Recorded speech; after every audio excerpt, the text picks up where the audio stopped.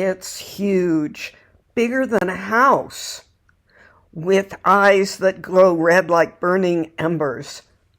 In some versions, the eyes may be a putrid yellow, or a luminous green, or a spooky electric blue. It has perfect vision with those eyes, the better to spot people in the dark. Its whiskers are sharp and can stab like swords. Its fur is black as coal, making it easier for it to hide in the darkness. In drawings and paintings, it's sometimes shown as a black version of the Norwegian forest cat, a breed of domesticated house cat with a thick, dense coat that protects it against the cold of a Scandinavian winter. It may wear a collar with a bell that warns of its approach. I'm talking about the Icelandic Yule Cat, a huge and vicious folkloric creature in Iceland. But this is no sweet little kitty. It is an evil beast that stalks the Icelandic countryside and the streets of cities like Reykjavik, looking for people to eat.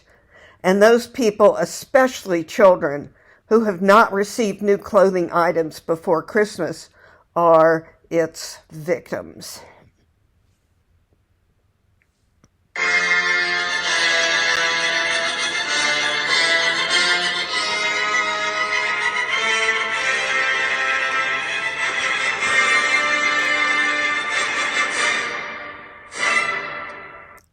Hi, I'm Tamworth Grice. Welcome to my YouTube channel, The Tamworth Grice Files. Here you will find stories that are spooky, macabre, fascinating, supernatural, and just plain weird. And in each instance, I have a personal connection to the story. So be sure to stick around to the end to hear about that. The Yule Cat has been a staple of Icelandic folklore for almost 200 years. It's the pet of the Icelandic gigantic ogress Gryla, herself a fearsome figure who roams the Icelandic countryside and who also eats children when their parents don't give her charity. So where did this story begin? Well, in the 1800s, sheep herding, wool processing, wool textile manufacturing, and wool clothing production were major industries throughout Iceland.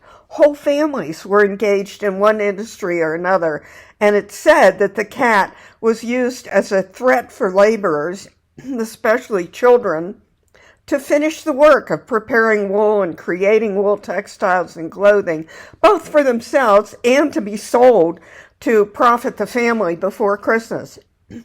Even poor children, if they worked industriously, would be rewarded with some item of clothing, like a scarf, or a pair of mittens, or a pair of socks. And of course, the more well-to-do families might provide an extra suit of clothing for anybody in the family.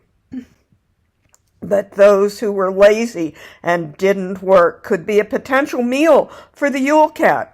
Moreover, wealthy families were encouraged to donate extra pairs of socks to less fortunate children to protect them from the dreaded Yule Cat.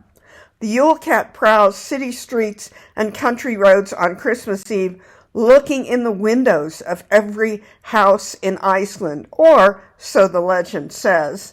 It apparently has some kind of X-ray vision with its colorful eyes because it can see into the wrapped presents the children will receive. If it sees new clothes, it moves on to the next house. If not, it finds the children in their beds and eats them.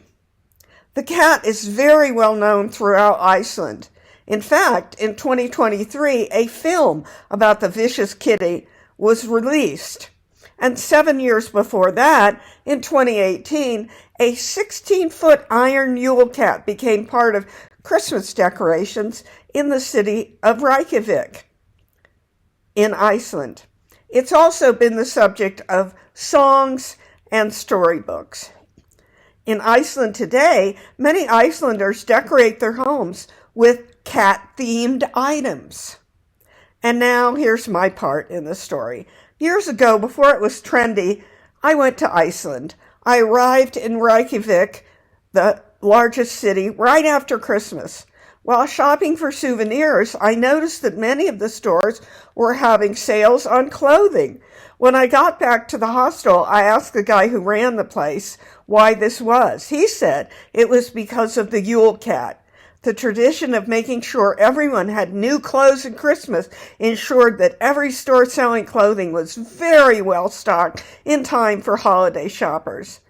Those that were too well stocked had to have Christmas sales to get rid of excess inventory. This was great for me because I bought a beautiful Icelandic sweater at a good price. So, what do you think? Do you like the Christmas Yule Cat story? Do you find it to be a cute Christmas tradition? Or do you think the threat of being eaten by a giant feline is too frightening for children, especially on a holiday that is supposed to be joyful? Let me know in the comments. Thank you for watching. If you found this story compelling, please subscribe, like, sign up for notifications, and spread the word about my channel. Please do subscribe because I really need subscribers. And I hope you'll return to view the next video in the Tamworth Grice Files. This is Tamworth Grice signing off. Until next time, stay wonderful, stay weird, and have beautiful dreams.